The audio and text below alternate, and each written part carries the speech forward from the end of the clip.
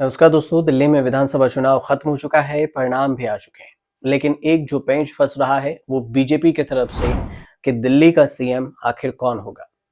दिल्ली के सीएम को लेकर कई सारे नाम सामने आ रहे हैं। कई सारे नामों के बारे में हमने आपको कल बताया भी था, लेकिन आज जिन नामों के बारे में चर्चा हो रही है उसमें कुछ कहा जा रहा है कि महिला मुख्यमंत्री भी बीजेपी बना सकती हैं।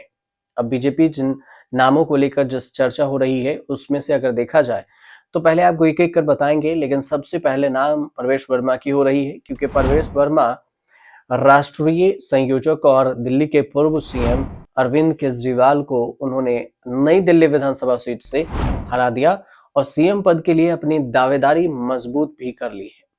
वह दिल्ली के पूर्व मुख्यमंत्री साहिब सिंह वर्मा के बेटे हैं और राजनीति में उनका रिकॉर्ड अव्वल रहा है। इसके साथ ही वह जाट कम्युनिटी से भी आते हैं और बीजेपी अगर उनको मुख्यमंत्री पद के लिए चुनती है तो फिर दिल्ली ही नहीं, यूपी, हरियाणा, राजस्थान, तीनों ही राज्यों में उसको इसका फायदा मिल सकता है बीजेपी को। वहीं पर जो बीजेपी के वर्तमान प्रदेश अध्यक्ष हैं वीरेंद्र सचदेवा, इनके भी चर्चा हो रही है, क्योंकि वह पंजाबी लॉबी का प्रतिनिधित्व करते हैं और दिल्ली में पंजाबी वोटर्स बड़ी संख्या में हैं और ऐसे में बिना पंजाबियों को साधे दिल्ली के सत्ता को संभालना भी मुश्किल है। ऐसे में बीजेपी उनके नाम पर भी विचार कर सकती है। ये सारे अनुमान वाले नाम है, कयासबाजी जो हो रही है उसमें। एक और है कि अगर दिल्ली में पूर्वांचली समाज के सामने अगर बेहतर चेहरे के तौर पर माने जाएं तो फिर इसमें मनोज तिवारी का नाम भी शामिल है। इस रेस में मनोज तिवारी भी हैं। वह कई मौकों पर दिल्ली के सबसे बड़े नेता के रूप में अपने आप को पेश करते रहे भी हैं।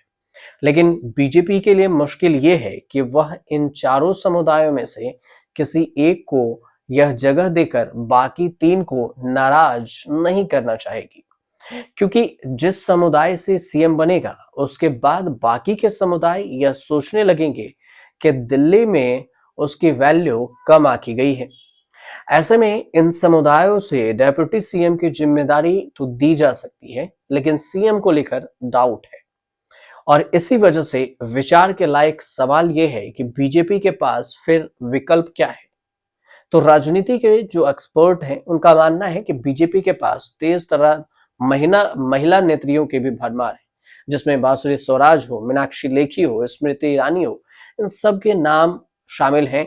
ये तीन महिला नेता हैं, सीएम पद के योग और जनता के बीच लोकप्रिय भी हैं, काफी खबरों में भी रहती हैं। साथ ही महिला सीएम का भी चयन बीजेपी कर सकती है और इनमें पुरुष दावेदारी की तरफ से ज्यादा कुछ रिएक्शन भी नहीं आएगा।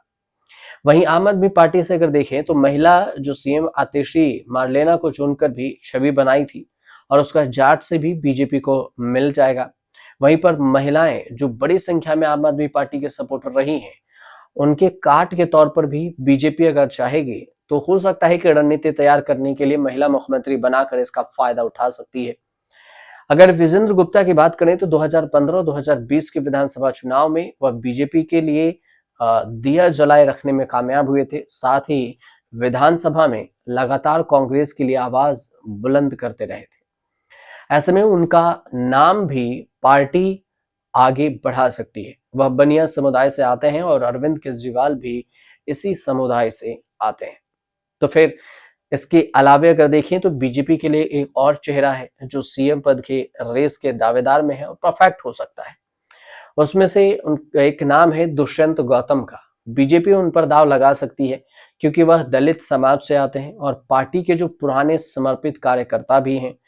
और नए चेहरे पर दाव लगाना बीजेपी की इन दिनों आदत सी हुई है। आप अगर देखें तो राजस्थान हो, मध्य प्रदेश हो, छत्तीसगढ़ हो या फिर उड़ीसा हो, बीजेपी पुराने चेहरे और नए चेहरे को ढूंढती है, जो पुराने भी हो और कोई जानता भी ना हो। और इस वजह से बीजेपी इन दिनों नई रणनीति के साथ खेल रही है। लेकिन जिन नामों की चर्चा खूब हो रही है उन नामों में हमने आपको 5-6 नाम बताया। हो सकता है कि इनमें से महिला मुख्यमंत्री को भी बना दिया जाए, लेकिन जब मुख्यमंत्री के नामों का ऐलान होगा तो ये सब कुछ क्लियर हो पाएगा। फिलहाल आपको जानकारी से लगे तो हमारे चैनल को सब्सक्राइब कीजिए, शेयर कीजिए और कमेंट कीजिएगा।